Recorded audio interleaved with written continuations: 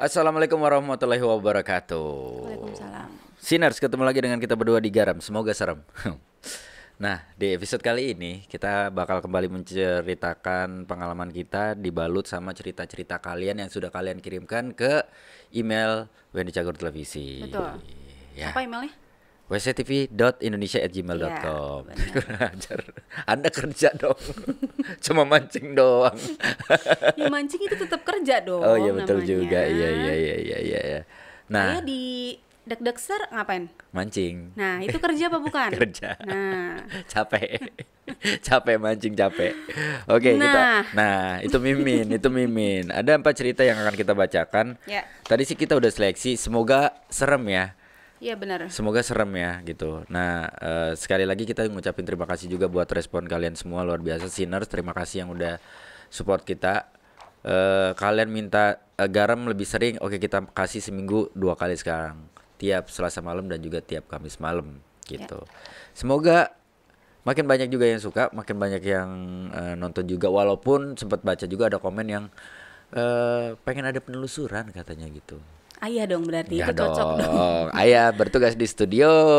Bunda dong. Benar. Bunda punya keahlian, Bunda punya sesuatu, Bunda punya gift yang mungkin bisa kepake gitu. Kalau ayah Siapa tahu ayah bisa dapat gift gift itu. Jadi ayah coba deh. Enggak udah. Daripada ntar yang ada di sana ayah pingsan ya kan, nyusahin gitu. Berarti ayah takut sama kayak gitu-gituan, takut. Enggak takut, tapi Terus apa dong? menghindari. Beda loh, antara takut Enggak, sama takut menghindari pasti beda. kan, takut. Enggak lah. Takut. Oke. Kalau takut ayah nggak mungkin sampai berapa episode nih kita garam udah berjalan Ya karena kan? cuman bacain cerita, ayah nggak akan kenapa-napa kalau bacain cerita gitu loh. Ya Bunda, dari sisi Bunda yang ngerti, yang paham gitu lah. Ayah kan nggak tahu gitu, baca cerita aja merinding, gimana Takut langsung datang ke berarti. lokasi. AC kan kebetulan emang pas nih di sini nih gitu ya kan. Ya pokoknya nanti kita coba pertimbangkan lah kalau memang kira-kira. Tapi nggak apa-apa juga kalau misalkan kalian, kita ngomonginnya daerah seputaran Jakarta dulu. Kalau kalian punya tempat yang menurut kalian layak untuk kita datangi, tim dari Garam, silakan langsung aja. Dari kita, bilangnya gitu dong, bukan tim. Dari kita, Iya tim. bilang kita gitu. Dari kita. Udah, baik kita langsung baca cerita-cerita dari Sinners. Yang pertama ini mau Bunda dulu apa ya dulu? Udah dulu deh. Udah, tahu deh mah.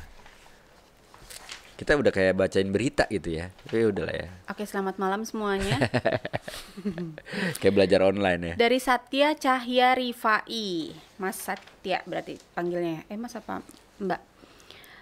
Langsung ke cerita berarti dia nih. Iya, emang ada apanya? Nggak, biasa kan ada pengantar gitu. Assalamualaikum, pengantar, oke. halo Kak Wendy gitu. Gitu, Ini oke. nggak ada. Jadi langsung, aku tinggal bersama ayah dan ibuku di salah satu wilayah di Yogyakarta. Oke, Jogja. Pada waktu itu sekitar tahun 2012, keluargaku kena serangan mistis dari orang. Mistis tuh yang Blok M situ ya? Mestik.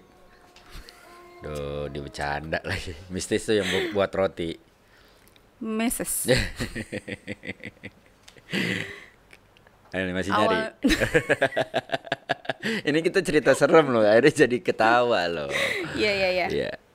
Awalnya keluargaku baik-baik aja. Ya, semua juga pasti Iya gitu. masih. Iya. Dan tiba-tiba ketika keponakanku yang masih balita main ke rumah, dia tanya ke ibuku, "Uti lagi gendong siapa itu?" Tanya, tapi sama ibuku dicuekin aja. Terus pernah suatu saat ayahku bikin kopi buat ibuku. Waktu ibuku mau minum, dia ngomel karena di dalam gelasnya gelasnya bukan kopi tapi isinya belatung. Pernah juga tengah malam ibuku kebangun tiba-tiba karena dengar suara ledakan keras banget dari belakang rumah, padahal nggak ada orang lain yang dengar. Sampai akhirnya tetanggaku yang punya kelebihan pernah bilang kalau di depan pintu rumahku ditungguin sosok pocong. Setelah beberapa kejadian itu, tanpa adanya, pokoknya dilalui mereka tanpa adanya kecurigaan, suatu hari ayahku pulang kerja dan itu belum sampai rumah. Ibuku udah ngomel dan marah-marah Bahkan kalau ayah ibuku di rumah selalu berantem dan gak betah. Pasti ayahku pergi ke rumah orang tuanya dan aku sama ibuku di rumah sendirian. Berantemnya kedua orang tua ini gak cuma sekali dua kali, tapi udah berkali-kali sampai setiap hari, setiap saat berantem tanpa alasan yang jelas. Pernah juga ibuku ke pengadilan agama beberapa kali untuk minta cerai dengan ayah, tapi masih dilindungi Allah karena pengadilannya tutup. Disuruh tutup sama ayahnya. Ini orang udah tegang-tegang dengerin. Iya, kita biar dibawa fun aja lah ya, biar nggak tegang. Terus akhirnya semuanya kembali normal setelah beberapa bulan terkena serangan mistis tersebut. Dan kabar yang kudengar waktu itu ibuku dikirimin sosok yang pengen ngerusak hubungan keluarga kita. Dan sosok itu hilang karena si pengirimnya sakit atau sekarat. Berlanjut lagi di tahun 2013. Kali ini yang dikirimin adalah ayahku. Dia sama sekali nggak pernah pulang ke rumah dan nggak tahu kemana perginya. Itu yang terjadi juga dalam beberapa minggu. Tapi kali ini di rumahku nggak ada gangguan apa-apa sama sekali, nggak kayak yang sebelumnya. Jadi aku sama ibuku berpikir mungkin ayah pulang ke rumah orang tuanya karena kangen sama orang tua. Nah, suatu malam aku dengar ada keributan di kamar ayah ibu. Terus aku samperin dan ternyata di situ ayahku memukul ibuku sampai memar-memar. Setelah agak tenang, aku dikasih tahu kalau malam itu HP ayahku ada SMS. Dan dibaca ibuku ternyata dari perempuan. Dan ibuku marah langsung memukul ayahku. Baru setelah dipukul ayahku jadi sadar. Jadi selama ini ayahku gak pulang ke rumah itu karena pengaruh dari perempuan jahat itu. Ayahku gak sadar dengan yang dia lakuin selama ini karena terkena pengaruh tersebut. Dan setelah itu semuanya kembali baik-baik aja sampai saat ini. Usut punya usut, si perempuan itu tuh suka sama ayahku sejak zaman sekolah. Makanya dia coba merusak hubungan keluargaku dan ngirimin hal-hal jahat seperti itu. Terima kasih. Wah, ini berarti ngebahas masalah kiriman. Ya. Which is kita bukan hampers dong berarti ya? Bukan, beda lagi. Kalau hampers menyenangkan, ini menyeramkan. 2014 kita pernah ngalamin itu ya, Bun? Ya. Ya lumayan lama lah, hampir beberapa bulan. Beberapa bulan, tapi itu gencar banget sih gitu loh. Tapi kalau kita sedikit flashback dan menyangkut dengan cerita yang ini tuh, ada momen juga gue sama Ayu tuh sempet sama-sama kayak berucap gitu. Berucap kayak satu waktu kita lagi duduk di meja makan, terus tiba-tiba aja gitu Ayu ngomong, "Ayah, gak tahu kenapa ya 3 hari ini bunda enak banget, terus malas banget ngeliat ayah," ya kan? Ya benar. Dan pada saat itu gue juga refleks ngejawab, iya sama, ayah juga malas banget ngeliat bunda, enak banget ngeliat bunda. Dan kita entah itu sebenarnya kita beruntung karena kita sadar bahwa kita dalam kondisi sama-sama tidak nyaman dengan masing-masing, tapi kita mau ngeluarin itu gitu, kita ngomongin itu gitu. Dan satu lagi waktu serangan kedua ya kalau nggak salah ya, serangan kedua gitu, karena dijeda tuh misalkan Rabu Kamis Jumat, habis itu libur 2 minggu lagi baru diserang lagi, sama Rabu Kamis Jumat juga gitu kan. Nah istirahat ada jeda lah pokoknya gitu. Pada saat itu ada satu waktu lagi ketika hari apa ya, hari Jumat atau hari apa gitu, pas gue mau berangkat kerja tiba-tiba Ayu pas gue mau pamit kerja gitu ngomong tiba-tiba yang kayak dengan simpelnya dia bilang, seminggu ini bunda nangis-nangis ya, nangis-nangis terus bawaannya pengen pisah aja gitu. Padahal kita nggak lagi ribut, kita lagi nggak berantem dan segala macam gitu.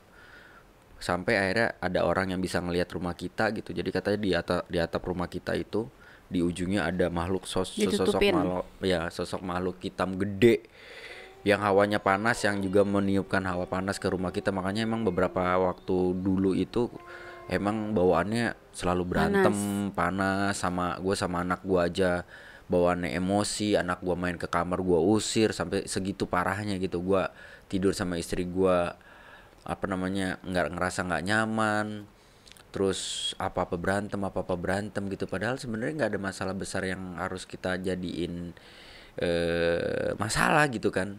Nah itu kerasa banget sih, tapi akhirnya perlahan-lahan kayak hilang sendirinya begitu kita pasrahin semua sama Allah. Maksudnya sama kita ngerasa yakin bahwa di atas apapun, maha apapun yang mereka ngerasa gitu ya, ada yang maha sesungguhnya, yaitu maha kuasa, ada Allah gitu. Betul. Dan akhirnya pelan-pelan semuanya hilang dengan sendirinya.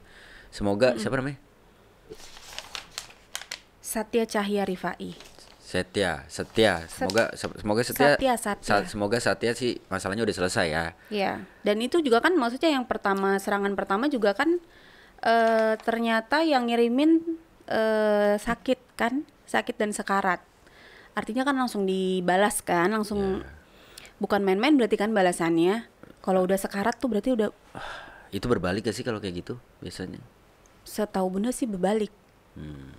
Ya kayak ayah jahatin orang atau ayah mukul orang atau ayah ngebohongin orang. Mungkin belum saat itu juga, cuman pasti akan ada timbal baliknya. Paling nggak ayah ngerasain kok gue begini sih gitu. Ya. Apalagi kalau udah niat-niat jahat seperti ini kan. Iya, karena waktu itu juga waktu rumah kita masih di daerah Bintaro, Ayu sempat ngelihat maghrib ya, yang apa? Bunda Sama ceritain. sepupu ayah. Ada tiba-tiba lagi maghrib, aku lagi sama siapa namanya, sepupunya ayah, sepupunya Wendy di luar, di pintu kita lagi duduk-duduk di pintu, tiba-tiba ada bola api muter, jadi datang gitu dari depan rumah muncul, terus kayak jalan gitu, nggak tahu mau kemana, nggak entah itu mau ke rumah atau mau kemana gitu, cuman dia kayak muter-muter di depan kita, tapi kita nggak bisa satu sama lain, kita ngelihat, cuman kita nggak bisa goyang gitu loh, nggak bisa ngasih tahu itu apa gitu. Beberapa detik, beberapa lama gitu kita cuman diem ngeliatin, terus tiba-tiba kayak gitu loh, kayak udah gitu, itu tadi apa ya gitu, tapi tiba-tiba hilang, nggak ke tujuannya. Aku maksudnya Bunda nggak tahu tujuannya kemana, cuman yang pasti dia nggak sampai ke tujuannya. Iya, jadi begitu Ayu ngeliat bola api itu, terus tiba-tiba bola apinya hilang, terus Ayu masuk, gua keluar, yang gua nggak lama gua ngeliat ini Son Goku sama Piccolo, katanya. Oh, ternyata punya dia. Iya juga ya. Biar dibawa santai aja ya, gitu, bener, jangan tegang. Bola api. Tapi alhamdulillah sih seumur hidup gue ya, gue tidak pernah diperlihatkan hal-hal seperti itu, alhamdulillah, dan jangan sampai gitu, jangan sampai. Mungkin ya balik lagi, karena mungkin gue tidak punya bukan keahlian ya, bakat atau gift yang memang buat beberapa orang itu sudah dimiliki dari lahir, atau bahkan dimiliki ketika beranjak dewasa, yang terus diasah dan semakin bagus gitu kan. Kayak Bunda kan sebenarnya punya itu gitu. Jujur nih, sebenarnya di usia yang makin menua ini, siapa yang tua? ayah yang makin berusia lah ibaratnya gitu. Ini Bunda sebenarnya pengen hilangin atau pengen kencengin malah? 50-50 sih. Oke. Berarti itu bukan jawaban itu. Orang nanya. Tapi kalau misalnya kalau ditajemin, apa ketakutan Bunda? Kalau ditajemin? Kalau semakin diasah, apa sih ketakutan Bunda? Ya takut aja. Ya masa kalau ditajemin ya takut lah. Maksudnya setiap hari harus begitu. Harus ngelihat. Maksudnya harus bergelut dengan itu, ya capek gimana sih. Dan Bunda nggak tahu nih, kayak misalnya kalau diasah, Bunda agak nggak tahu kalau dalam agama tuh seperti apa ya. Maksudnya kan banyak ya. Jadi banyak cara juga kan. Iya, jadi kalau menurut Bunda, kalau mau diasah gitu ya, Bunda takut jadi salah arah gitu. Dan akhirnya mempersusah hidup Bunda. Mempersusah hidup Bunda dan nantinya gitu. Oh iya. Paham. Gitu, paham kan? Paham. Jadi intinya mau apa enggak dong, berarti dong. 50-50 kalau ditanya mah. Oke, berarti masih ada keraguan di situ. Iya, masih ada. Ya oke. Kita langsung baca cerita selanjutnya dari Muhammad Herwinsyah. Ya. Nih ada judulnya ini. Judulnya gokil nih. Diikuti Mbak Dini hingga kerasukan. Mbak Dini hingga kerasukan. Malah jadi kayak cerita-cerita ya. Judulnya ya. Assalamualaikum Bang Wendy. Ini mau Waalaikumsalam. sedikit Nggak cerita. nyebutin nama bunda lagi. Nggak ada. Oke. Assalamualaikum Bang Wendy. Ini mau sedikit cerita pengalaman Bang. Ya. Jadi pada waktu itu kisaran 5 tahun silam saya bekerja di salah satu perusahaan di Pelabuhan Tanjung Priok. Wah, bokap gue dulu juga kerja di situ tuh. Dan saya bertugas untuk mengurus surat jalan serta bertanggung jawab atas muatan mobil-mobil kontainer. Memang saya bekerja itu terkadang berangkat jam 4 pagi, bahkan bisa jam 2 pagi. Wow. Dan suatu ketika saya ditelepon oleh salah satu supir saya untuk berangkat ke salah satu pabrik untuk muat barang. Dan ketika saya mau ke kamar kecil, saya melihat diri saya sendiri Karena ada kaca di depannya. sedang duduk di tempat Bukan. cucian piring yang posisinya itu membelakangi diri saya yang asli. Gimana nih? Dia ngeliat dirinya sendiri yang Oh, duduk. lagi duduk. Jadi yang mukanya nggak kelihatan dari belakang ya. Oh, gue merinding. Wah. Dan saya terdiam hingga beberapa menit karena bingung. Setelah saya sadar, yang ada di pikiran saya cuma takut ada pertanda tidak baik pada diri saya sendiri. Oh, dia masih positive thinking tuh. Dia berpikir bahwa dia ngelihat sesuatu yang mirip dia itu mungkin ada sesuatu yang buruk sama dia bakal terjadi. Namun alhamdulillah tidak terjadi apa-apa dan tidak sampai di situ. Selang seminggu kurang lebih dari kejadian itu, saya ditugaskanlah ke salah satu pabrik yang berlokasi di daerah Banten. Saya dan para supir berangkatlah malam dan memutuskan bermalam di pabrik. Dan saat tiba di pabrik, berkumpullah kita di suatu warung yang memang cuma satu di dalam pabrik itu. Apesnya, baterai handphone saya habis dan gak kebagian colokan pada saat itu. Ya sudah, saya ngecas lah dan pergilah sendiri ke sekolah tempat ruang tunggu supir. Keterangannya adalah lokasi ruang tunggu supirnya itu berdekatan dengan kebun-kebun warga setempat. Saya merokok lah sambil nunggu baterai HP saya terisi. Tiba-tiba saya mendengar suara langkah kaki dari arah kebun-kebun yang mendekat ke arah saya. Tapi tiba-tiba suara langkah kaki Gitu itu ya? berhenti. Yang sepertinya berhentinya tepat di depan pintu belakang yang kebetulan berhadapan dengan tempat saya ngecas. Di situ saya sudah merasa aneh, tapi saya beranikan diri untuk melihat. Dan yang saya lihat hanya bagian kaki sampai badan. Saya sempat berpikir itu supir, tapi nggak mungkin dong. Supir saya tiba-tiba aja lewat kebun belakang dan si kakinya itu bukan terlihat seperti manusia pada umumnya. Bentuk yang saya lihat, aduh, kok gue merinding. Bentuk yang saya lihat itu jari jemari dari kakinya itu kurus-kurus dan kukunya panjang-panjang. Belum dipotong berarti. Jangan digituin. Ketika itu langsunglah saya bergegas kembali ke warung. Langsung saya ceritakan apa yang baru saja saya lihat di ruang tunggu supir kepada supir-supir saya. Tertawalah mereka. Karena memang mereka ngumpul di warung, alasannya karena memang di tempat ruang tunggu supir itu banyak gangguannya. Beberapa bulan kemudian, saya tidak sedang bekerja karena libur. Saya nongkrong di rumah teman saya.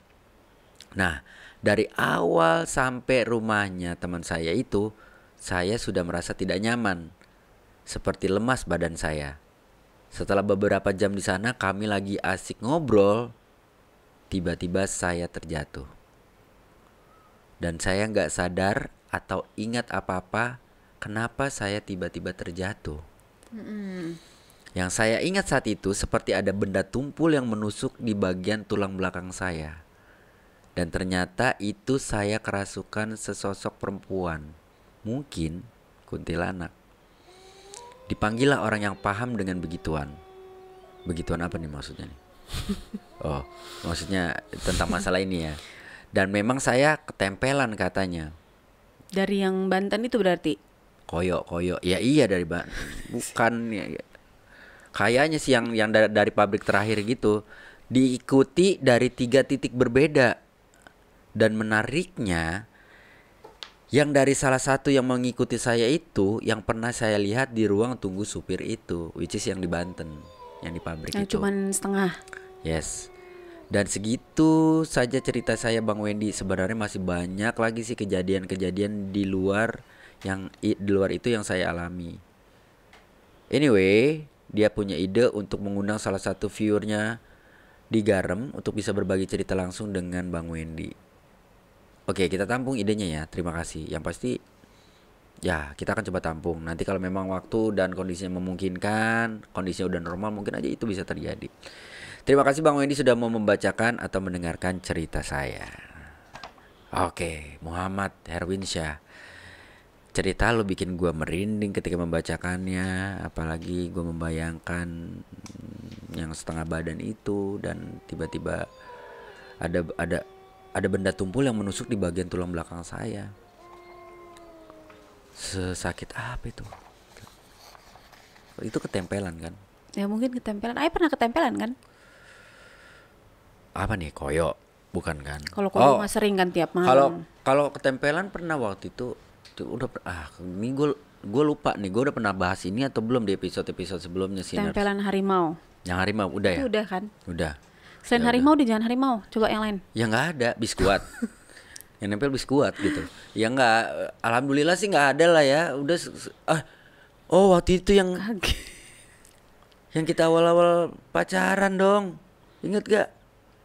Oh, yang ada akhirnya dibantuin sama orang, dikeluarin. Wah, ini ada salah satu cerita juga. Jadi waktu awal-awal gue pacaran sama Ayu, jadi ada pihak mungkin yang tidak setuju gue deket sama Ayu gitu kan. Katanya ya. Mungkin ya. Katanya gitu. Jadi tapi seharusnya sih nggak ada ya. Seharusnya nggak ada ya gitu. Jadi seharusnya ceritain apa enggak nih? Iya. Boleh. Nggak, intinya adalah pada saat itu tuh sih keterangan yang kita dapat dari orang yang mencoba membantu gua itu mengeluarkan sesuatu dari badan gua itu sih itu katanya gitu. Jadi siapa? Apanya? Yang ngebantu adalah ya, karena kita nggak perlu sebutin. Si itu maksudnya siapa sih itu? Ada orang pintar yang membantu mengeluarkan sesuatu dari badan ayah kan pada saat itu kan bunda nganterin waktu itu. Jadi waktu itu gue di kayak diolesin pakai minyak gitu, dan memang kerasa panas banget di belakangnya, di pundak di tungkuk gue gitu, tahu-tahu dikeluarin kayak apa sih Bun, benang ya? Benang kayak benang wol warna hitam gitu ya.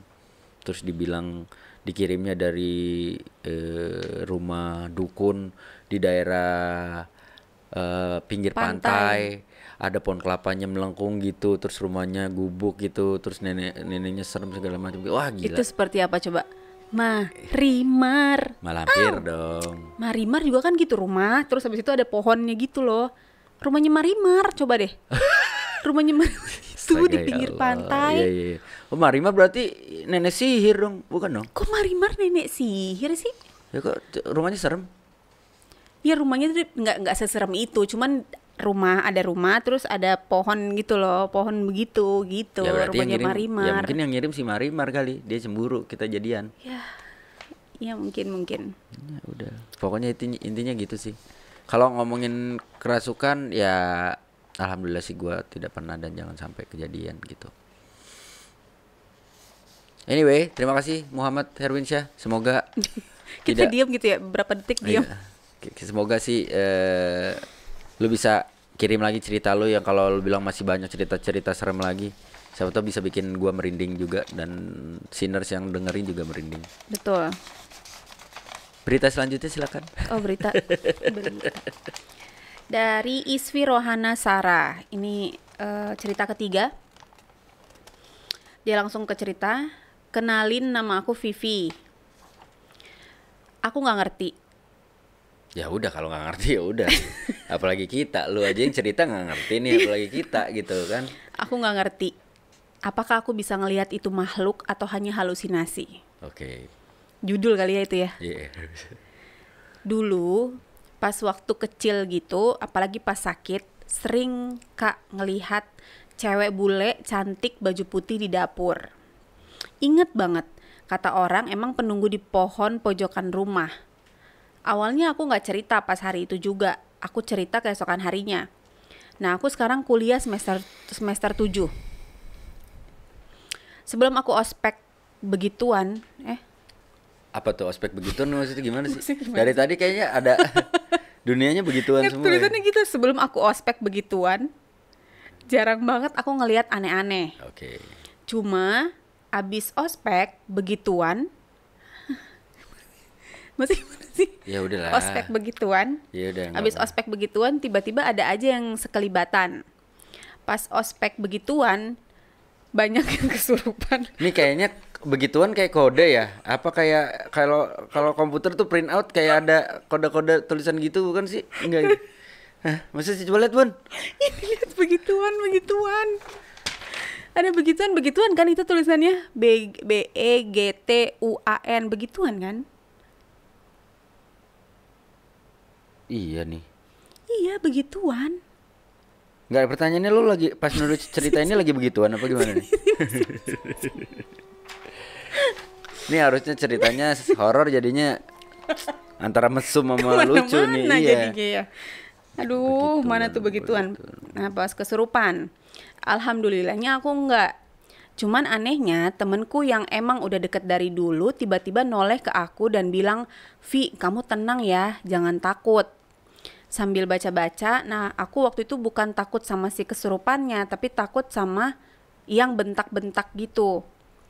Tiba-tiba hari terakhir aku sadar 100%, cuma gak bisa melek dan lemes semuanya. Nah beberapa hari kemudian, Bunda soalnya mikir kemana-mana nih. Jadinya, aduh. Kemudian aku coba ikut kajian malam-malam gitu. Oke. Nah aku lihat ada kucing tepat di atas genteng. Lah kita semua duduk di bawah genteng itu. Aku ngelihat tuh kucing loncat. Tiba-tiba itu kucingnya hilang. Takut sih iya, cuma aku mikirnya halusinasi aja. Nah makin kesini makin aneh Kak. Pas malam-malam sahur di bulan Ramadan, aku lihat ada orang di kamar lagi gerak kayak mau rebahan dari berdiri. Aku kaget dan aku geser dari tempat makan waktu itu. Adekku ngeledekin aku, "Ih mbak penakut." Aku cuman ketawa. Kita memang biasa bercandaan. Mungkin waktu itu adekku ngiranya lagi bercanda. Pas keesokan harinya, ada yang meninggal tetanggaku di belakang rumah. Nah kejadian lagi pas malam-malam aku sahur sama mama, bukan di bulan Ramadan, buat gantiin puasa yang bolong. Nah waktu makan sama mama, aku lihat sosok hitam jalan. Kaget dong aku gak cerita sama mama. Aku bilang sama mama pas keesokan harinya, kak, keesokan harinya ada yang meninggal. Nah makin kesini makin sering. Jadi cara biar aku sedikit kontrol kegopohan aku bilang kalau ini orang hilang, berarti bukan manusia dan fix pergi pelan-pelan gak usah lari. Kasihan sama yang lain. Dan sering Kak ngelihat begituan. Begituan lagi. Nanti pernah di pinggir jalan ngelihat nenek. Begituan.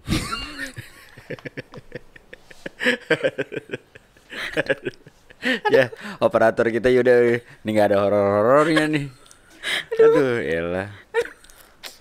Aduh, jangan dong, nenek. Tanggung itu dikit lagi, ayo. Kenapa neneknya kenapa? Kasihan tuh. Aduh, ya udah. Aduh. Pernah di pinggir jalan ngelihat nenek. Abis si nenek lewatin satu pohon, hilang nenek-nenek tadi. Aku cuma bilang sama mama ayah buat pulang ke rumah duluan, padahal itu jam 1 siang. Terus di sekolah, mama pernah ketemu anak kecil. Waktu itu aku lagi di kantor, aku tutup semua pintu biar adik-adik nggak bisa masuk ke ruangan kantor tadi. Pas waktu aku main HP, tiba-tiba ada anak kecil datang ke aku terus lihat HP aku. Aku kasih tahu dong, aku lagi main apa. Habis itu si anak lihat handphoneku. Terus dia pergi. Nah, di saat udah bosan juga sendirian, niat hati mau ke mama, ke kelas mama. Tiba-tiba semua pintu kekunci. Serius kaget dan waktu itu juga aku buka semua pintu sama jendela selebar-lebarnya. Nah, habis kejadian itu aku jera buat tutup pintu lagi di sekolah mama. Dari saking seringnya aku capek, takut juga ada, aku bilang sama mama buat ikut ruqyah. Nah, pas di ruqyah, aku nggak ada reaksi apa-apa. Tapi pas pulang ke rumah nenek, kejadian hal yang di luar akal sehat nampak di depan mata. Tisu di tengah-tengah meja tiba-tiba jatuh. Terus banyak kejadian di malam itu sampai aku nggak bisa tidur lama. Nah, aku mikirnya mungkin mereka pengen say hi, cuma akunya nggak bisa lihat lagi kali ya. Udahlah, nah habis di ruqyah aku agak mendingan, udah nggak bisa lihat lagi. Cuma masih ngerasain kayak ada orang duduk, terus suara-suara. Nah, aku kan udah bersuami. Suami aku itu WNA. Tapi nggak begitu. Nih dia mah udah. Suaminya enak. Hah?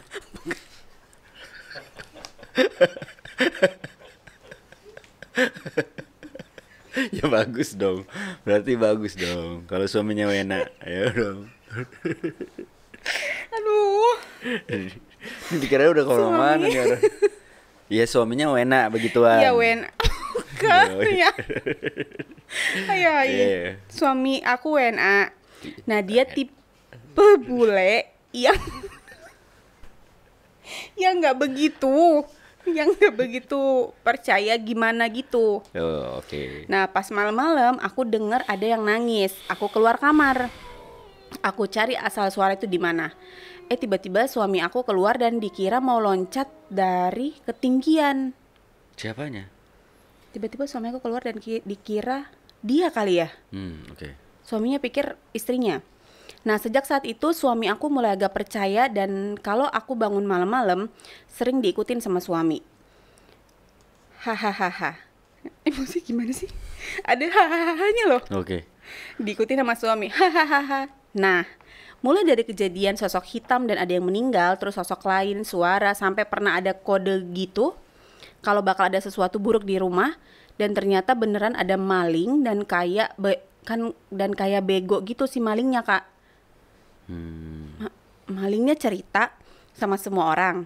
Tadi ada 2 pemuda pakai sepeda Vario pink, ban kempos di depan rumah Vivi. Kebetulan sebelum rumah aku kemalingan, aku ada di rumah dan ke rumah Mbah. Nah, waktu Mbah aku ngelihat 2 pemuda ini tetangga sendiri, aku mau bilang dia malingnya, nggak ada bukti. Malah yang ada jadi fitnah kan. Jadi aku cuma diem. Tiba-tiba abis 1 minggu si maling ngembaliin hasil curiannya. Pokoknya kalau ada apa-apa di rumah pasti ada kode duluan. Nah, menurut kakak, ini aku halu atau gimana? Aku selalu mikir aku cuman halusinasi. Apalagi pas sakit kan, itu halusinasi. Itu dia udah jawab, itu halusinasi. Tapi kalau dari susunan cerita yang coba dia bangun sih, gue merasa halu ya. Jujur ayah nggak nangkep nih esensi dari ceritanya apa mungkin gitu. Dia lagi belajar nggak begitu bisa bahasa Indonesia iya, ya. Nggak begitu bisa bercerita kali ya gitu. Tapi kalau nggak bisa belum inian bahasa Indonesia mungkin ya.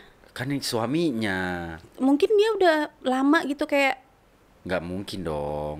Nggak, suaminya yang nggak ngerti, suaminya yang nggak tahu. Tapi yang penting suaminya enak. Ya intinya sih sebenarnya kalau masalah halusinasi sama enggak itu kan memang kita apa ya, susah juga ya. Kadang-kadang kan ada orang yang ketika dia melihat sesuatu, dia merasakan sesuatu, orang-orang di sekelilingnya bisa melakukan 2 tindakan. Tindakan pertama adalah membenarkan apa yang dia rasakan atau ya membiaskan itu dengan bilang bahwa enggak, udah itu cuma pikiran lu doang, enggak itu cuma perasaan lu doang gitu. Jadi ya balik lagi sebenarnya semua di lu nih. Kalau lu ngerasa bahwa lu dalam posisi sadar itu sih nggak halu dong, bener gak? Kecuali posisinya nggak sadar, lagi sakit juga kan kadang-kadang bisa bikin orang timbul halusinasi tuh gitu kan. Kadang-kadang kalau sehat ya kayaknya kecil kemungkinan lo akan merasakan yang namanya halusinasi, kecuali lo dibawa pengaruh obat-obatan, dibawa pengaruh minuman, dan hal-hal yang mungkin membuat lo akhirnya jadi merasa bahwa lo nggak napak nih badan lo gitu, kayak setengah-setengah gitu loh. Nah itu juga bisa jadi salah satu alasan supaya lo bisa menentukan apa yang terjadi sama lo sebenarnya halu atau tidak gitu. Karena kita sendiri sebenarnya, gue sendiri pribadi begitu dengar ceritanya juga gue nggak nangkep nih esensi dari cerita lu nya seperti apa gitu. Maksudnya yang bener-bener oh iya ketangkep nih kalau ini ternyata begini gitu loh. Jadi ya cuma lu yang tahu ini halusinasi atau enggak gitu. Ya, benar. Atau orang-orang di sekeliling lu yang mungkin juga memang hadir tahu pada saat lu mengalami hal itu. Thank you anyway sudah ngirim cerita ke kita. Terima kasih. Ya. Udah begituan sama kita. Thank you. Dan ini ada cerita terakhir dari Sinners dari MKG HJN KRHK. Ini beneran nih tulisannya tuh. Emailnya MKG HJN KRHK. Oh, nggak mau disebutin namanya berarti. Mungkin, tapi dia emailnya jelas dong. Decinta 148. Idi. Oke. Halo, perkenalkan nama aku Ulan dari kota Bagan Siapi-api, Rokan Hilir. Mau cerita? Dulu, waktu umur sekitar 14 tahun, tepatnya masih SMP kelas 2, dulunya aku tidur sendiri di kamar depan. Jadi setiap hari pukul 01 sampai subuh itu aku gak bisa tidur, karena tiap malam aku ketindihan. Awalnya udah tidur dari jam 11-an, gak tahu kenapa itu kaca jendela kamar aku seperti ada yang mukul. Itu kuat banget, sampai akunya terbangun dan aku lihat masih jam 01 WIB dong. Aku gak tahu itu siapa yang mukul. Dan tiap jendela itu dipukul akunya langsung ketindihan. Dan itu terjadi setiap hari sampai subuh gak tidur. Sekitar jam 5-an baru bisa tidur dan paginya tuh harus sekolah. Kebayang dong ngantuknya gimana. Beberapa hari aku masih berani tidur sendiri, lama-kelamaan kok makin horor ya. Tiba-tiba bagian tubuh sebelah kanan terasa dingin banget, terus muter ke sebelah kiri. Itu sering banget terjadi. Lama-lama aku gak tahan. Akhirnya aku pindah ke kamar mama aku dan gak berani tidur sendiri. Terus sekitar SMA kalau gak salah, aku nonton bareng sama abang aku sekitar jam 12 siang. Aku dengar suara kursi kayu yang di teras rumah itu bunyi. Tuk, tuk, tuk. Seperti diangkat, habis itu diempas lagi. Aku bilang dong sama abang aku, "Bang, itu suara apa?" Dan abang aku cuma bilang, "Udah, jangan tegur, biarin aja." Aku dengar itu sampai 3 kali. Dan yang ketiga kalinya aku gak sanggup, langsung lari ke kamar. Abang aku juga langsung masuk kamar. Abangnya padahal awalnya so berani ya, tapi akhirnya ikut ke kamar juga. Dan sekarang kan aku udah nikah. Jadi aku dan suami serta teman-teman suami aku tuh buat seperti kafe tapi outdoor. Dan itu tepatnya di halaman parkir kantor DPRD lama di kota Bagan Siapi-api. Kata orang-orang daerah itu angker. Dan itu kantor udah lama banget gak kepake. Jadi kafenya buat di situ dong akhirnya. Jadi paling belakang itu ada pos satpamnya. Aku sama yang lain-lain duduk dong sambil mantau customer yang datang. Itu posisinya sebelah kanan aku tuh suami aku, sebelah kiri aku temen cewek aku dan suaminya. Jadi tiba-tiba aku ngerasa ada yang ngeremas bagian punggung aku dari sebelah kanan belakang. Tepat di sebelah kiri suami aku dong. Itu pas dengan tangan suaminya teman aku ngerangkul teman aku yang cewek yang sebelah kiri aku. Oke, gue pusing ini. Gimana? Aku ngiranya itu tangan dia. Aku langsung ngelompat dong, kaget kan. Dalam pikiran aku, kok berani-beraninya megang aku padahal suami aku ada. Oh, suami temennya. Ya, dipikir gitu. Jadi aku tanya, kenapa lu megang gue ya? Dan suami temen aku langsung kaget. Mana ada katanya mana ada katanya gitu.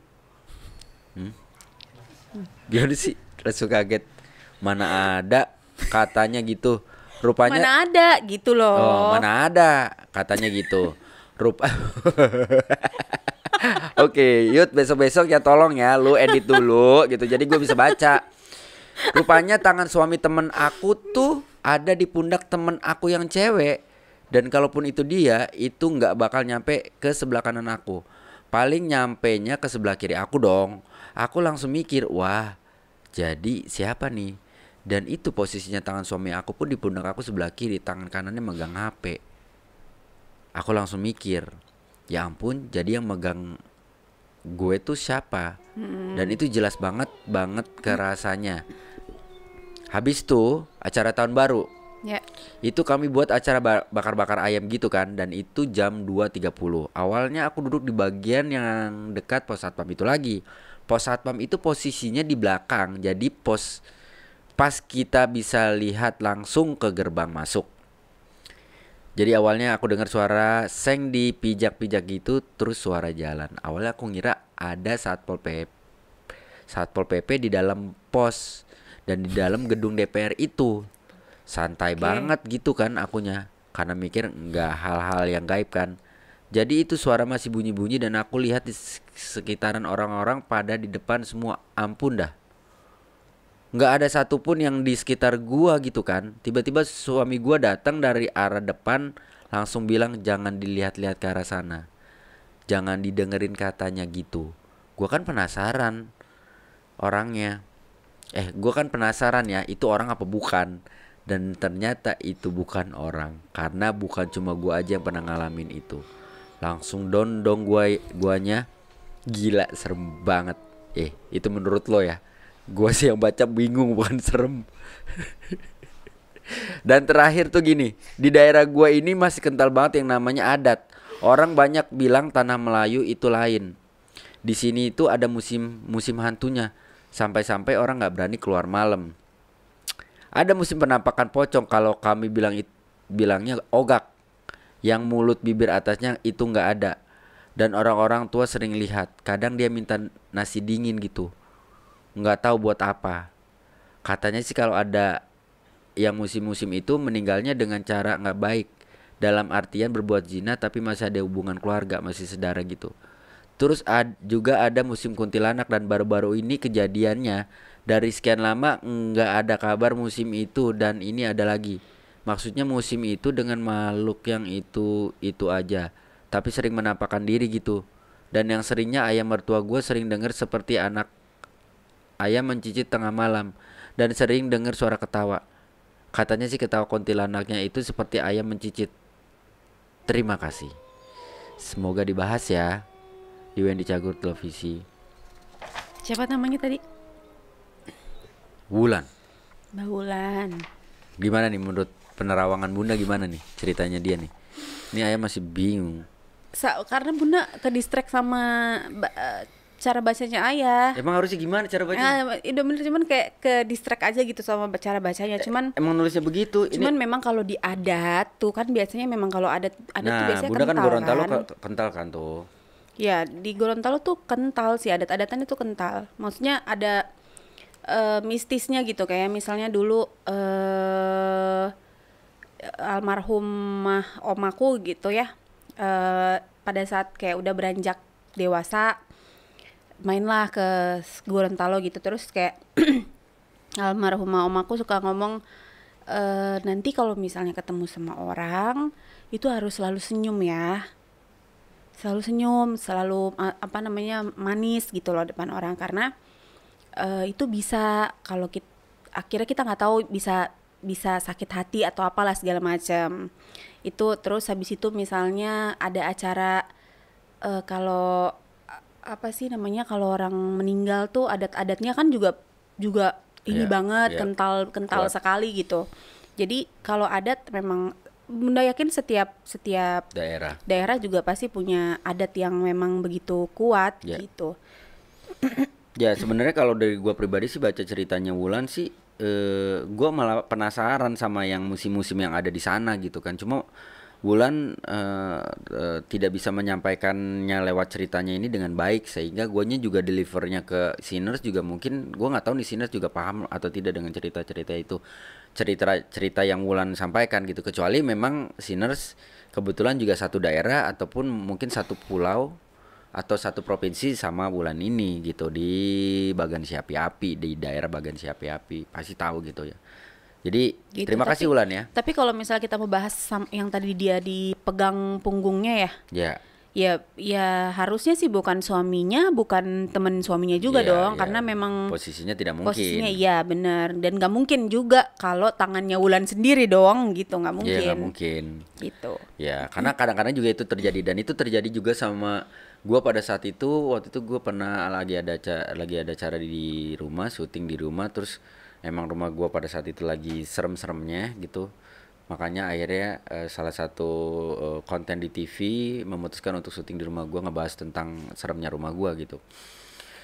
Sebelum kita mulai tuh sore-sore gue ngobrol sama kayak produser atau kreatifnya pada saat itu, berdua gitu di bangku kolam renang di depan gue persis nih, anggap nih gue sama nih produsernya, di depan gue adik gue berdiri, dia berdiri kayak nyender ke pintu kolam renang, pintu pembatas kolam renang gitu. Pas dia nyender kayak gini tuh tiba-tiba lagi ngobrol-ngobrol gitu, tiba-tiba dia gini,